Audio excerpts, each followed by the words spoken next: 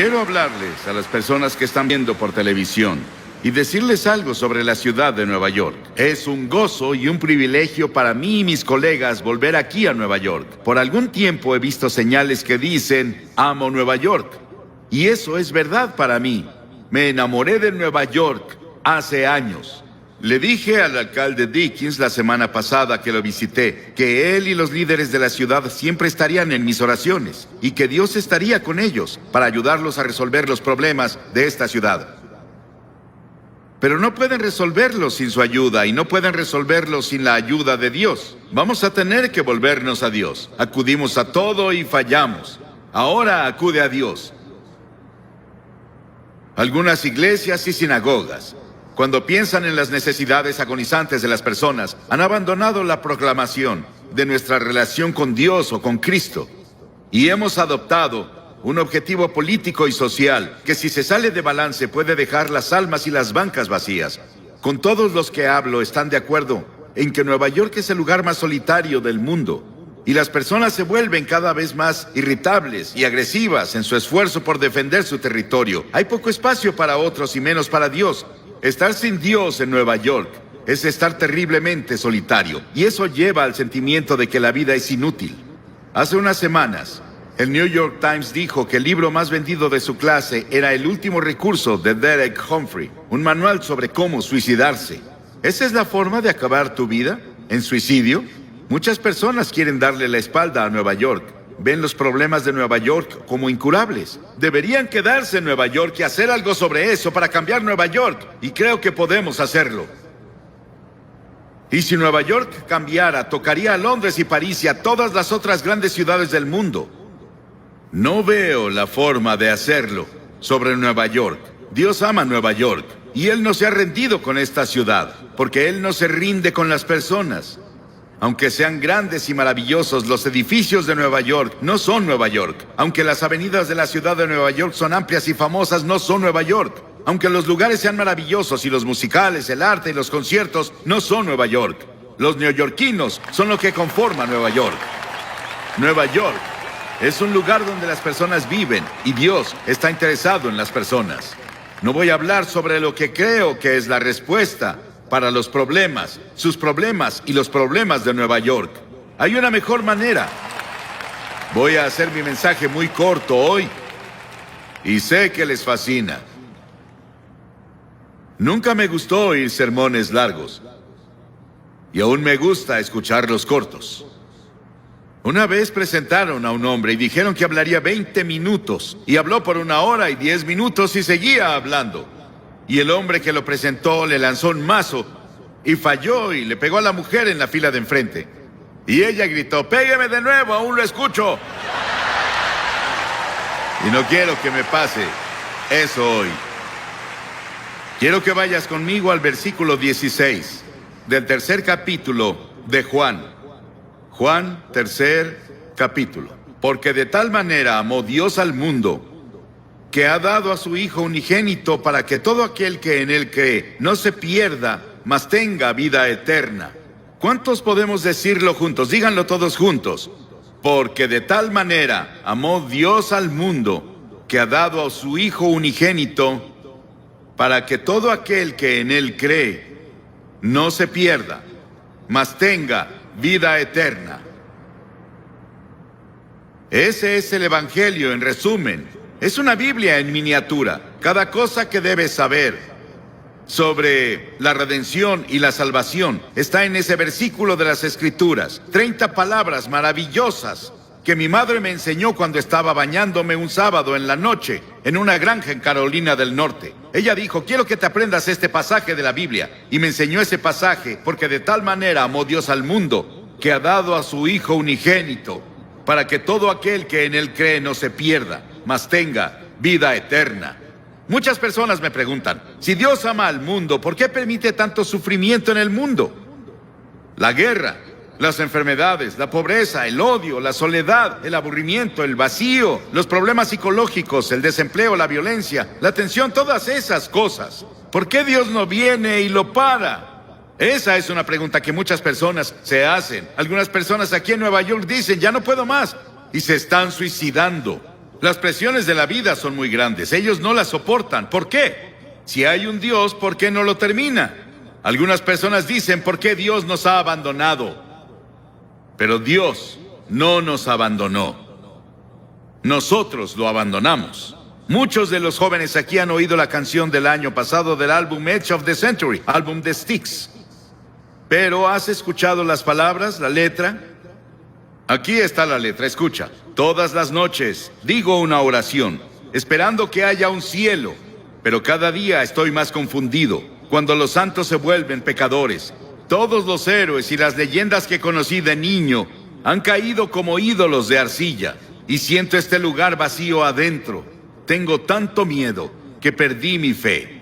Muéstrame el camino, muéstrame el camino. Llévame esta noche a la montaña y llévate mi confusión y muéstrame el camino.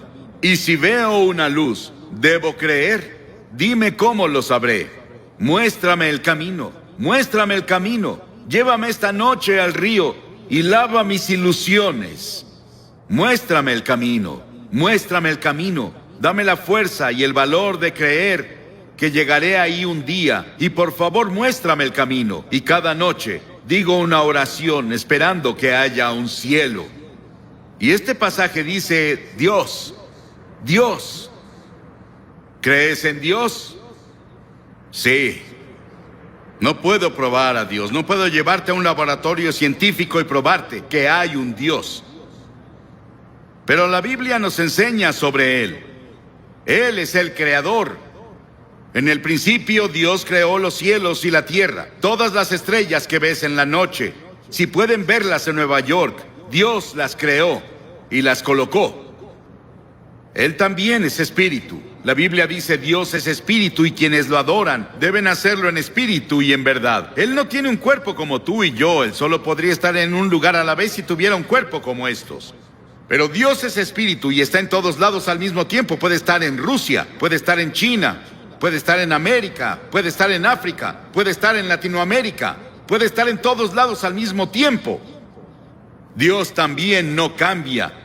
Yo soy el Señor Dios que no cambia, dice la Biblia, en el cual no hay mudanza ni sombra de variación, dice Santiago. La Biblia enseña que Dios es un Dios santo, absolutamente santo. Él no puede ignorar el pecado. La Biblia también nos dice que Él es un Dios de juicio, pues Dios juzgará toda obra, aun la realizada en secreto. Piénsalo, cada cosa secreta que hiciste, todos tus pensamientos secretos, las cosas que pensaste que nadie sabía, un día serán sacadas a la luz y vas a ser juzgado.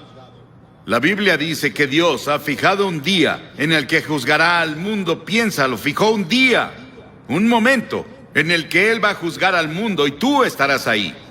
Dios, pero Dios también es un Dios de amor.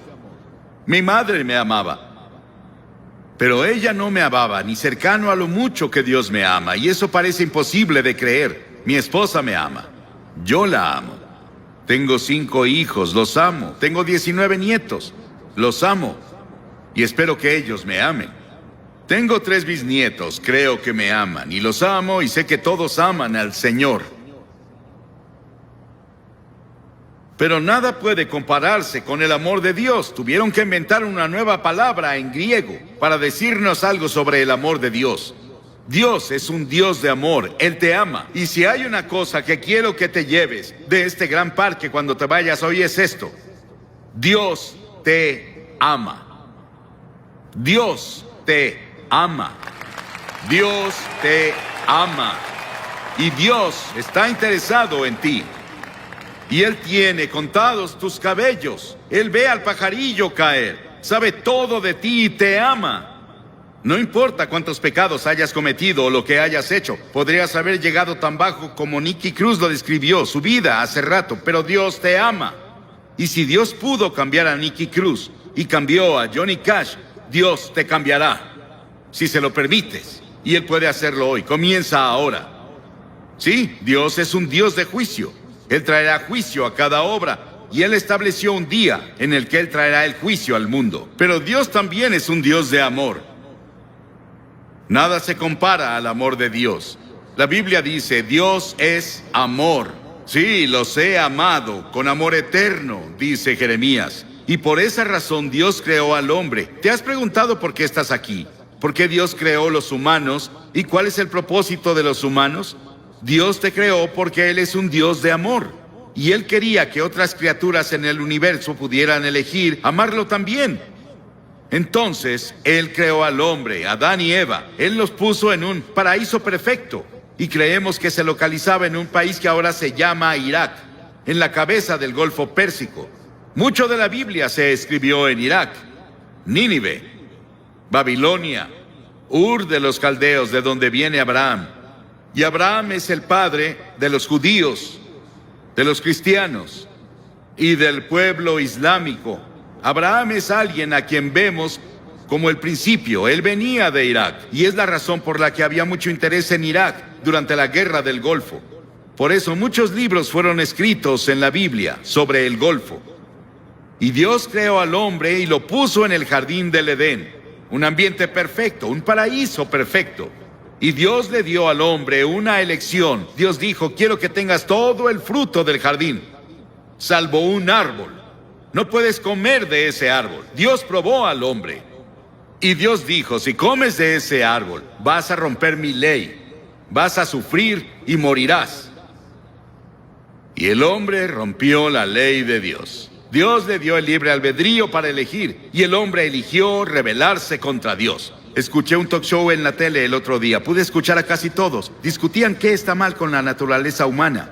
¿Por qué las personas hacen las cosas que hacen? ¿Por qué las personas cometen los crímenes que hay? ¿Por qué las personas dicen mentiras? ¿Por qué hay tantos celos? ¿Por qué hay tantos problemas en el mundo? Es porque el hombre está enfermo. Y la enfermedad se llama pecado. ¿Cuál es la principal causa de la guerra? El crimen, el engaño y el fraude. ¿Por qué debemos tener hospitales y cárceles con barrotes en las ventanas y fuerzas policíacas y fuerzas militares? Nuestros problemas sociales básicamente son morales y espirituales. Y los problemas morales requieren una solución religiosa. Todos estos problemas indican que algo está mal con la naturaleza humana. Las personas esperan que la tecnología o la fuerza política nos salven. Pero Dios dice: tu problema está en tu corazón. El primer pecado que se cometió fue cometido en un paraíso. Es un problema del corazón. Jesús dijo: porque del corazón salen los malos pensamientos, los adulterios, la fornicación, los homicidios, los robos y las calumnias. La Biblia dice en Romanos 6, la paga del pecado es muerte. La Biblia dice: pecado es romper la ley. ¿Qué ley? La ley de la conciencia. ¿Has ido en contra de tu conciencia? Cometiste un pecado. ¿Alguna vez has roto alguno de los 10 mandamientos? Eres pecador. No has cumplido los requerimientos del sermón de la montaña. Eres un pecador. No cumplimos lo que Dios requiere. Somos pecadores ante Dios. Y el pecado se interpone entre Dios y tú. Se interpone entre tú y la paz, entre tú y la felicidad, entre el gozo y tú, entre tú y la seguridad de que si mueres irás al cielo. Salomón, el gran rey de Israel, una vez dijo: no hay un hombre sin pecado. Estamos alejados de Dios. Recordemos eso.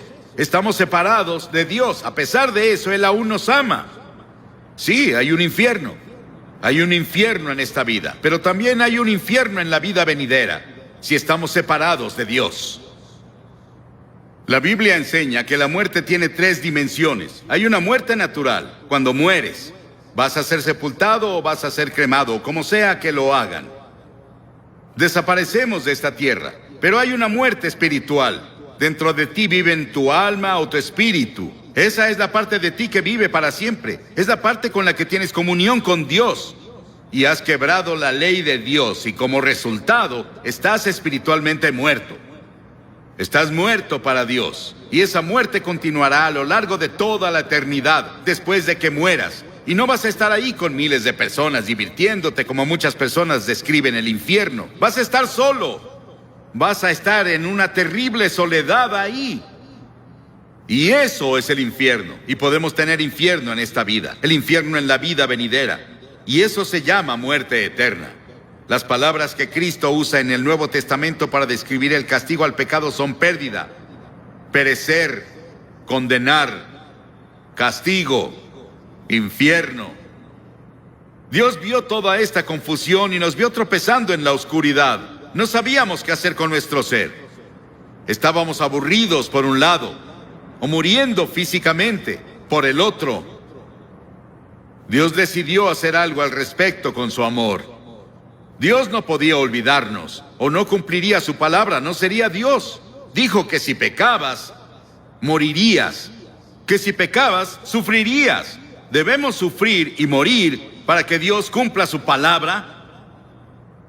Un día caminaba con uno de mis hijos en un sendero de Carolina del Norte. Pisamos un hormiguero y vimos abajo y había hormigas muriendo y sufriendo y su casa estaba destruida. Mi hijo me dijo: papá, ¿no sería genial que las ayudáramos a reconstruir su casa y las lleváramos a sus hospitales? Y dije: sí, pero somos muy grandes y ellas chiquitas. Y pensé que era una buena ilustración. Dios miró desde el cielo y nos vio con toda nuestra oscuridad, con nuestros tropiezos y nuestros problemas y peleas y disputas y dificultades y guerras. Pero Dios era muy grande. Somos muy pequeños. Parecemos hormigas arrastrándose en este planeta. ¿Qué podía hacer Dios? Dios decidió hacer algo al respecto. Dios se volvió hombre. Dios se volvió hombre, y ese hombre es el Señor Jesucristo. Él nació de la Virgen María y vino con un propósito. Él vino a salvarte y a salvarme y a salvar al mundo. Y Él vino a morir. Es el único hombre que vino al mundo con el propósito de morir. Llevó nuestros pecados a la cruz. Lo llevaron fuera de Jerusalén y lo clavaron ahí los romanos, no los judíos, los romanos. Lo llevaron fuera de los muros de Jerusalén y lo clavaron en una cruz. Y Él derramó su sangre. Y en ese terrible momento, cuando estaba ahí, dijo: Dios mío, ¿por qué me has abandonado? Y en ese terrible momento hizo 7 agonizantes expresiones. Y en esas expresiones Él nos decía que se llevó nuestros pecados. Fue hecho pecado por nosotros. Piénsalo, Él fue hecho pecado. Se volvió culpable de tu adulterio. Se volvió culpable de todos los pecados sexuales que cometiste. Se volvió culpable de toda la envidia y los celos y las peleas y los asesinatos y homicidios que lees en los periódicos casi a diario. Él lo hizo pecado por nosotros. El Señor puso sobre Él la iniquidad de todos nosotros. Piénsalo. Él tomó nuestros pecados. ¿Y qué debemos hacer? Debemos arrepentirnos del pecado. A lo largo de todo el Antiguo Testamento, los profetas decían: arrepiéntete. El primer sermón que Jesús predicó fue: arrepiéntete. En todo el Nuevo Testamento escribió: arrepiéntete, arrepiéntete, arrepiéntete, arrepiéntete. ¿Qué significa arrepentirse? Significa que confiesas a Dios: he pecado contra ti, Señor. Lo admito. Significa que te vuelves de tus pecados. Estás dispuesto a dejar que Dios haga su voluntad en tu vida y estás listo para seguirlo y servirlo desde ahora. Eso es arrepentimiento. Hace unos días, en nuestro pan diario llamado Llévame a la Cruz, Cliff Barrows me dio esta maravillosa historia. Un policía, un oficial, estaba patrullando una noche en un pueblo del norte de Gran Bretaña cuando escuchó un sollozo entrecortado. Vio a un niño en la sombra sentado en una puerta y las lágrimas corrían por sus mejillas. El niño dijo: estoy perdido. Por favor, lléveme a casa. El policía comenzó a nombrarle calle tras calle, intentando ayudar al niño a recordar dónde vivía. Él nombró tiendas y hoteles en el área, pero no tuvo éxito.